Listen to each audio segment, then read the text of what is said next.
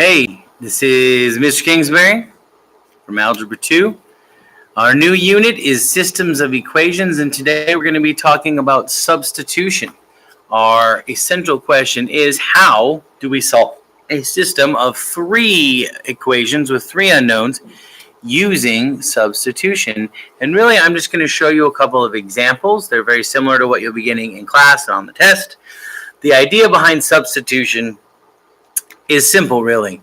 You replace a variable with something else so that that variable is no longer there. Now, usually, you replace it with a number or something else that has a different variable in it so that you don't have as many variables in the equation. And I'll see if I can't point that out to you as we go here. So, for example, let's just take this example. Here's example 1. So, we've got y equals 5. 3x minus 3y equals negative 12, and 5x plus y, 6. Now, the first thing I would point out is we already know what y is. So we don't have to solve for that, which is kind of nice. Secondly, this second equation has just an x and a y in it. So I could start with that, 3x minus 3, and instead of y, I could put a 5 in there, and that equals negative 12.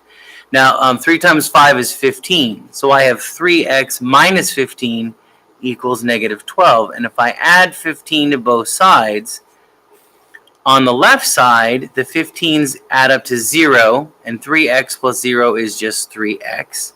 On the right side, negative 12 plus 15 is 3. So I end up with this new equation, 3 times x equals 3.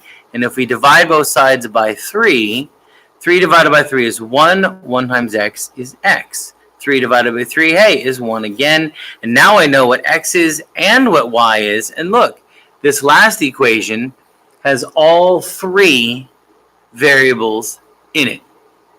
So I could plug them in and solve for z, which I don't know yet. So let's plug x and y in here. That would be 5 times 1 plus 5 plus 2z will equal 6. Now 5 times 1 is 5.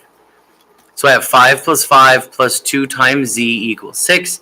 And 5 plus 5 is 10. So I've now simplified the left side down. Then I can subtract 10 from both sides. I get 2z equals negative 4. Sorry, 10 minus 10 is 0. 0 plus 2z is 2z. 6 minus 10 is negative 4.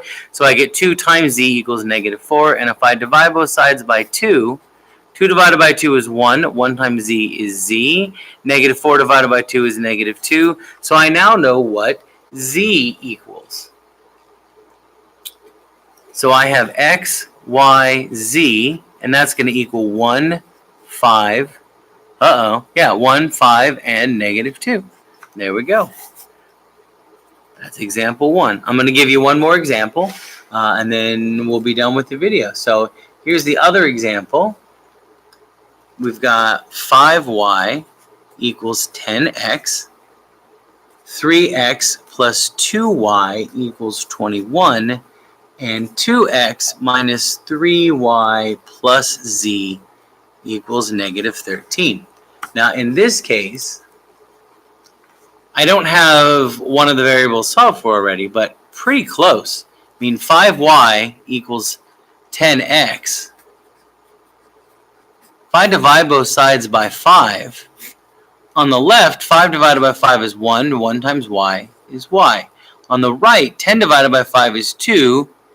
And 2 times x is 2x. So I have y equals 2x. And I know right now you're going, well, how does that help me? And this is a good question. If I look at the second equation, it has an x and a y in it, and that's it. And what I can do then, since y we know is equal to 2x's, I can replace this y with 2x's. So I can make my new equation 3x plus 2 times 2x equals 21. I took the y out, and I put 2x in its place. Now, 2 times 2x is 4x. So I have 3x's plus 4x's equals 21. And 3x's plus 4x's is 7x's. So 7 times x equals 21. And if I divide both sides by 7, 7 divided by 7 is 1. 1 times x is x. On the right side, 21 divided by 7 is 3. So I now know that x equals 3. And then I can put this back in here. X equals 3. So if I put that into the first equation, that means 5y equals 10 times 3. 10 times 3 is 30. So 5 times y equals 30. And if I divide both sides by 5, that tells me that y equals 6. And here's the cool part. Now I can put the 6 and the 3 in the last equation here. So 2 times 3 minus 3 times 6 plus z equals negative 13. And from there I can simplify and solve and find z. 2 times 3 is 6. 3 times 6 is 18. So I have 6 minus 18 plus z equals negative 13. 6 minus 18 is negative 12. So I have negative 12 plus z equals negative 13. And if I add 12 to both sides, I get that negative 12 and 12 is 0. 0 plus z is z. Negative 13 plus 12 is negative 1. So I have that z equals negative 1. Now I know what x, y, and z all equal. That's going to be 3, 6, and negative 1. And that's substitution. It's really pretty straightforward. We're not going to give you anything more difficult than that. There are more difficult problems. That will be the extent of it. See you in class.